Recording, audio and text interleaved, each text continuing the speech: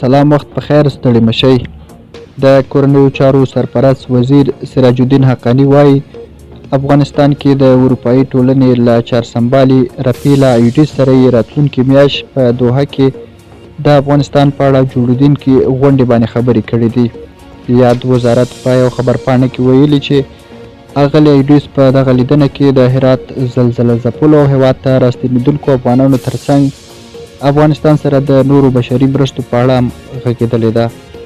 خبرپاڼې ښودلې چې لیدنه کې ښاغلي حقاني په نړیوالو ناستو بنسټونو کې د اسلامي امارت استازي پر شتون ټینګار کړی او زیاته کړې ده چې دا چاره به د ستونزو حل سره مرسته وکړي.